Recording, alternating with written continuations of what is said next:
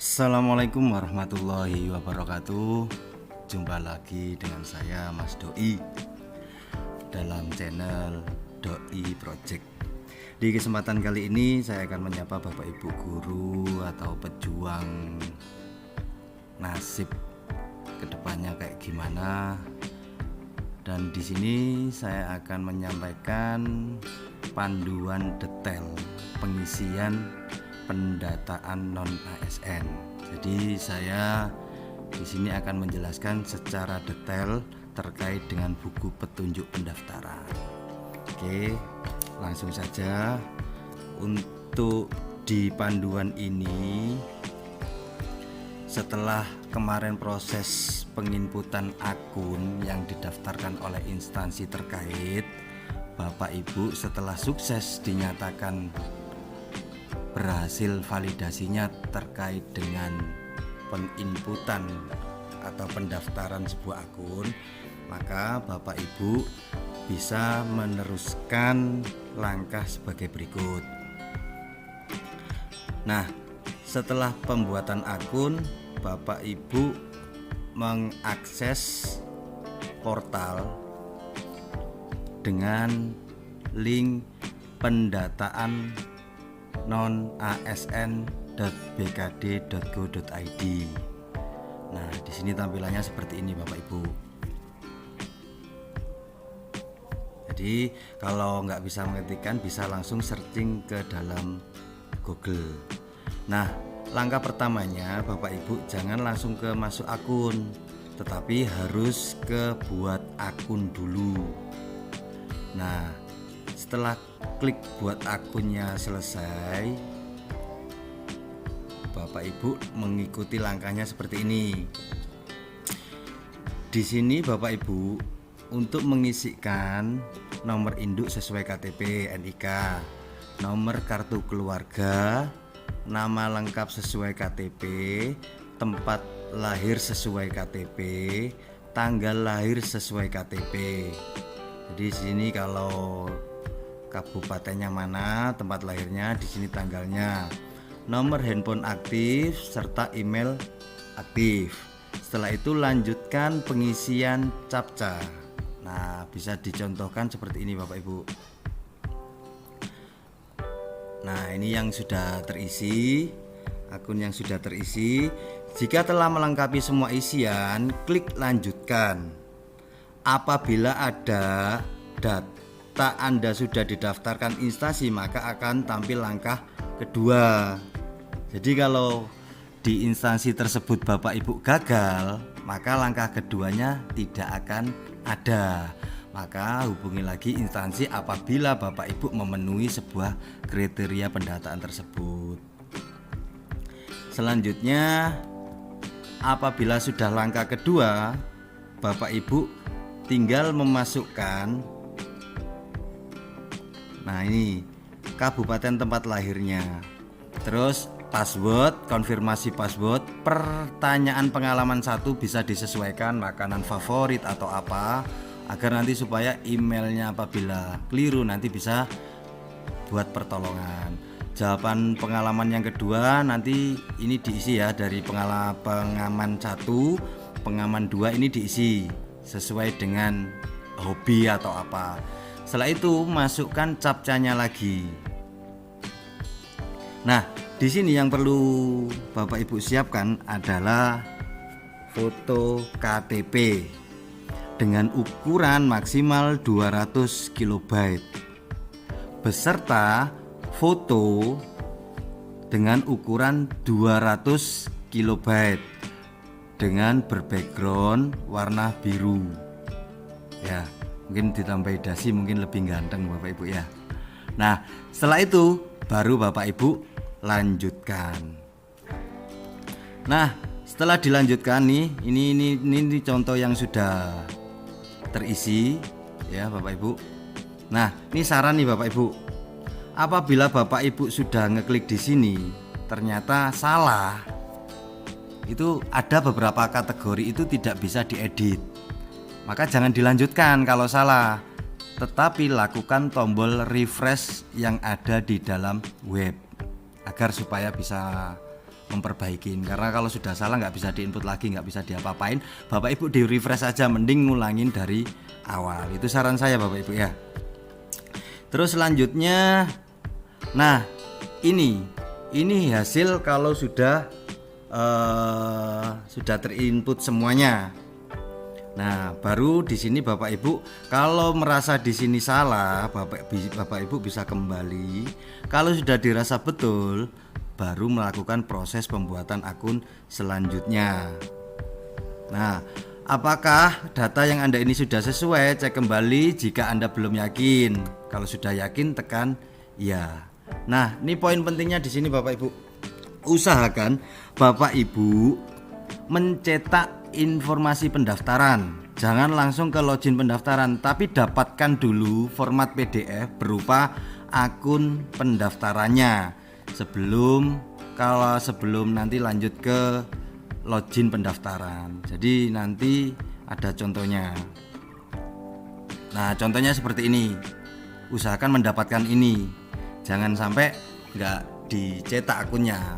Ya, jangan langsung buru-buru, diteliti dulu.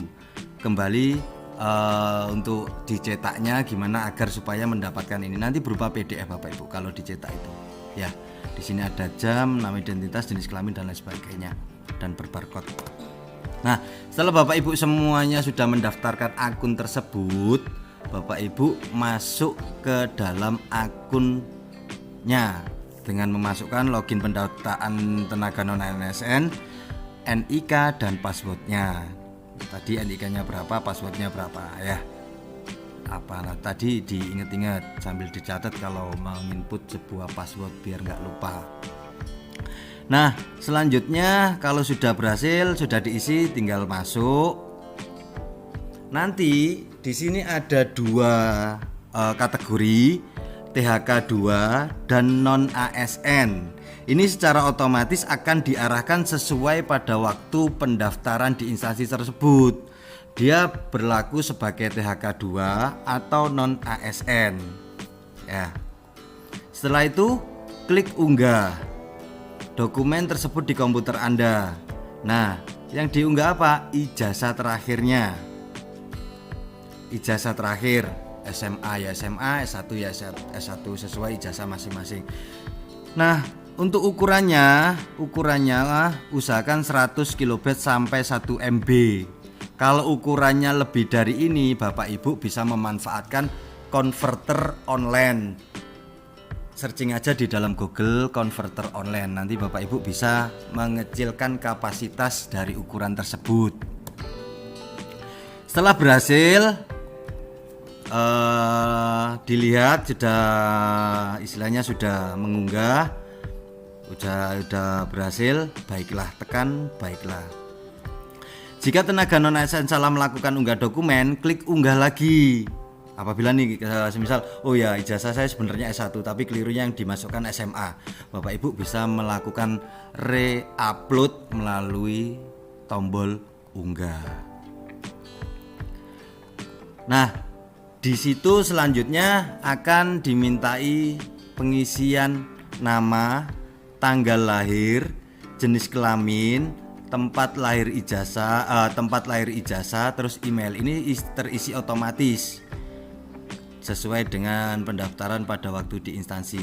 Untuk kabupaten kota diisi kabupatennya, status perkawinannya nanti diklik ke bawah, sudah kawin. Terus di sini tingkat pendidikan ini sudah otomatis, jabatan staf ini diisi semuanya, dan yang warna merah-merah ini yang perlu diisi.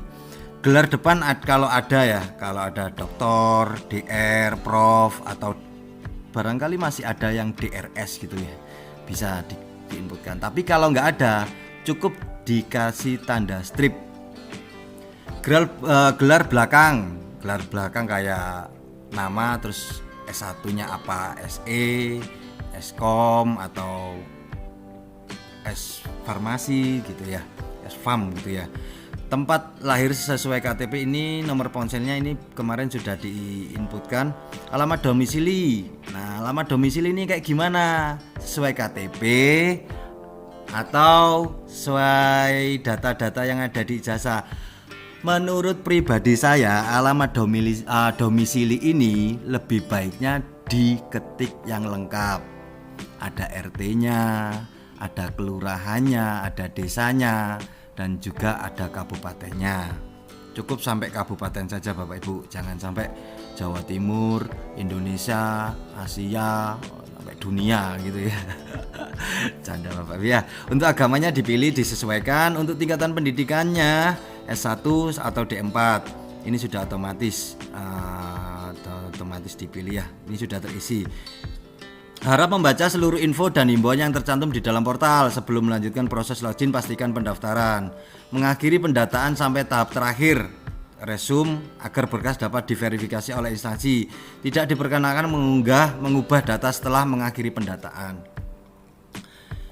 Nah, selanjutnya jenis kelamin ini diisi sesuai dengan genrenya masing-masing. Langkah selanjutnya untuk emailnya, email yang aktif. Kota kabupaten domisili, ini kabupatennya diisi masing-masing. Terus ini otomatis juga kabupaten, status perkawinannya masih sama, menikah, cerai, janda juga atau belum kawin. Tuh. Terus selanjutnya gelar depan, ini pengisian tadi ya Bapak Ibu. Terus agamanya diisi masih sama kayak tadi. Nah ini resumenya. Kalau sudah jadi, ini pengisian resumenya. Isikan captcha dan selanjutnya. Setelah selesai melakukan biodata, silakan masukkan captcha sesuai dengan yang tertera lalu klik selanjutnya Bapak Ibu ya. Nah, di selanjutnya ini ada kolom mengisi riwayat pekerjaan. Pada tahap ini tenaga non-ASN mengisi riwayat pekerjaan sesuai ketentuan bahwa riwayat pekerjaan yang ditambahkan hanya dari instansi penempatan saat ini. Jadi ini kan berdasarkan pendataan tahun 2021 nih Bapak Ibu. Jadi posisi saat ini di tahun 2021 itu Bapak Ibu ada di instansi mana gitu, seperti itu Bapak Ibu ya. Diisikan. Nah, untuk bukti pembayaran nih habis ini saya jelaskan. Dilamin tenaga non di program merupakan pendidikan yang sesuai dengan SK jabatan. Oke, sebentar saya isikan, saya lanjutkan dari di sini. Di sini ya jelaskan. Untuk nomor SK ini yang diterbitkan oleh instansi setempat. Kalau dari lembaga SD ya SD, kalau dari instansi OPD atau kantor ya dari kantor. Tanggal SK penerbitan, tanggal mulai kerja atau TMT-nya, tanggal mulainya dan tanggal akhirnya. Biasanya kontrak itu biasanya 1 tahun, 1 tahun perpanjangan, 1 tahun perpanjangan. Instansi penempatan ini sesuai dengan instansi masing-masing yang ada di SK tersebut.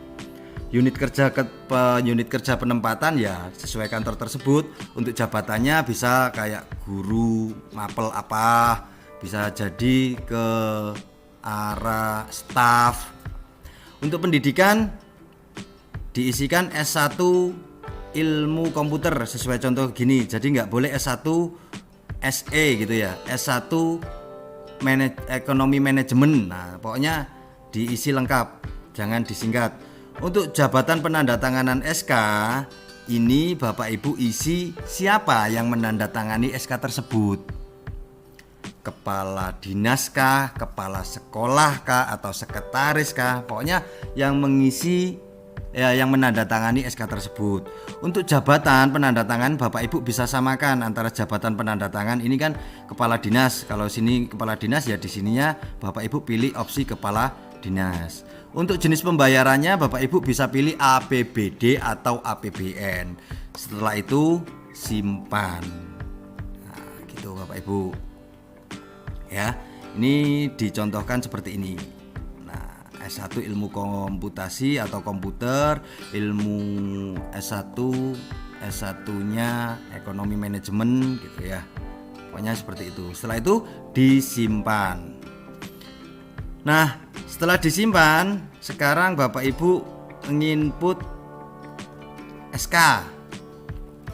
Kalau di sini menurut keterangan yang saya terima kemarin itu 5 tahun. Jadi mulai tahun kalau berakhir di 2021 berarti Bapak Ibu mulai inputnya 5 tahun ke belakang. Jadi 2017 sampai 2021. Tetapi kemarin juga saya lihat ada yang lebih dari 5 tahun tersebut. Nanti coba dilihat aja ya sesuai dengan kategorinya. Kalau memang itu lebih dari 5 tahun bisa diinputkan, monggo diinputkan. Yang perlu saya jelaskan di sini bukti pembiayaan. Kalau ini nanti sudah otomatis inputan dari awal tadi. Bukti pembiayaan. Bukti pembiayaan ini apa yang harus diinputkan? Yaitu slip gaji. Nih, tolong diperhatikan, disimak secara detail ya. Bukti pembayaran ini Bapak Ibu lihat TMT Bapak Ibu. Jadi kalau TMT-nya itu mulainya Januari sampai Desember, maka yang di-scan itu slip gaji per bulan, Januari, Februari, Maret, April, dan sampai Desember. Itu kalau dalam waktu 1 tahun sama, Januari sampai Desember. Misal Januari 2021 sampai Desember 2021. Apabila ada nih TMT yang di tengah, katakan mulainya Juni 2020 berakhirnya Juli, awalnya Juli berakhirnya Juni 2021, itu kan di tengah tuh. Maka yang harus diinput ya mulai Juni 2020 sampai Juli 2021. Jadi per bulan. Ya Bapak Ibu, saya tegaskan lagi, per bulan. Semua dokumen di-scan jadi satu file ya. Di dalam satu file tidak boleh lebih dari 1 MB. Pokoknya jenengan atur lah, pokoknya tidak boleh dari kapasitas itu, bisa dikompres dan lain sebagainya. Itu ya, jadi sudah cukup jelas ya, yang diupload itu per bulan tetapi dijadikan satu file. Jadi satu file itu isinya slip gaji 12 bulan. Untuk SK sesuai dengan SK tahun tersebut. Kalau 2021 ya 2021, 2022 ya 2020 ya 2020. Itu ya, saya rasa cukup jelas Bapak Ibu ya untuk bukti pembayaran dan unggahan dari SK ini ya.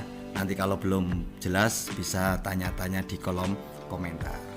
Selanjutnya setelah tenaga anda melengkapi riwayat pekerjaan maka tampil resume seperti di bawah ini, seperti gambar berikut ini Bapak Ibu. Ini resumenya. Kalau sudah betul-betul fix benar, Bapak Ibu bisa melakukan langkah selanjutnya dengan cara silakan klik pada centang apabila ragu, ini masih salah, bisa kembali ke halaman sebelumnya. Nah, ini resumnya, contohnya yang sudah jadi. Nah, sudah jadi. Setelah itu kalau memang sudah dinyatakan oke, centang akhiri proses pendaftaran. Nah, di sini masih ada nih peringatan lagi. Apakah Anda yakin untuk mengakhiri dan memproses pendataan? Kalau sudah benar-benar yakin Bapak Ibu, tolong iya. Kalau masih ragu, tidak, dan dikoreksi lagi sampai betul. Karena apa? Hati-hati dalam proses penginputan. Nah, itu. Nah, untuk informasi bahwasanya cetaklah dulu. Ya, cetak kartu informasi akun. Ada nih, yang ini ada 2 nih. Jadi Bapak Ibu yang awalnya dulu yang awal waktu pembuatan akun, Bapak Ibu lupa belum mencetak, setelah pada waktu pendaftaran masuk login, di bawah ini Bapak Ibu masih bisa mencetak kartu informasi akun. Ya. Yang contohnya yang saya contohkan pada waktu pembuatan akun setelah didaftarkan dari instansi tersebut, Bapak Ibu masih ada kesempatan untuk mencetak kartu informasi akun. Dan Bapak Ibu juga bisa mencetak kartu pendaftaran tenaga non ASN. Nah, gitu. Nah, kartunya seperti apa? Nah, ini bukti pendataan tenaga non ASN. Nah, kayak gini. Contoh akunnya. Ya, seperti itu. Nah, ini Bapak simpen yang rapi. Jangan ditaruh di dalam satu file folder komputer aja, bisa taruh di flash disk, pokoknya di HP. Pokoknya intinya jenengan jangan sampai kehilangan akun ini. Moga-moga Bapak Ibu ada nasib baik setelah melakukan pendataan ini. Kedepannya ya kita nggak terlalu berharap, tapi kalau memang ada nasib baik, Bapak Ibu berdoa agar supaya kedepannya Bapak Ibu kami doakan juga segera diangkat menjadi ASN. Amin amin ya rabbal alamin. Apabila Bapak Ibu belum jelas terkait dengan keterangan saya, Bapak Ibu bisa meninggalkan komentar di kolom komentar apa yang perlu ditanyakan. Nanti insya Allah kalau bisa saya jawab, kalau nggak bisa saya tanyakan ke ahlinya gitu ya, ahlinya ahli gitu kan, saya tanyakan agar supaya bisa menjawab pertanyaan dari Bapak Ibu. Mungkin dari itu penjelasan dari Mas Doi, dan jangan lupa Bapak Ibu, apabila Bapak Ibu pertama kali menemukan channel ini, agar tidak ketinggalan informasi-informasi selanjutnya terkait dengan berita-berita terupdate, Bapak Ibu bisa men-subscribe dan tombol loncengnya tolong dinyalakan dan di-like dan di-share ke teman-teman yang membutuhkan agar supaya kedepannya informasi ini lebih dapat berkembang. Mungkin itu dari saya, kurang lebihnya saya mohon maaf sebesar-besarnya. Akhirul kalam, wassalamualaikum warahmatullahi wabarakatuh.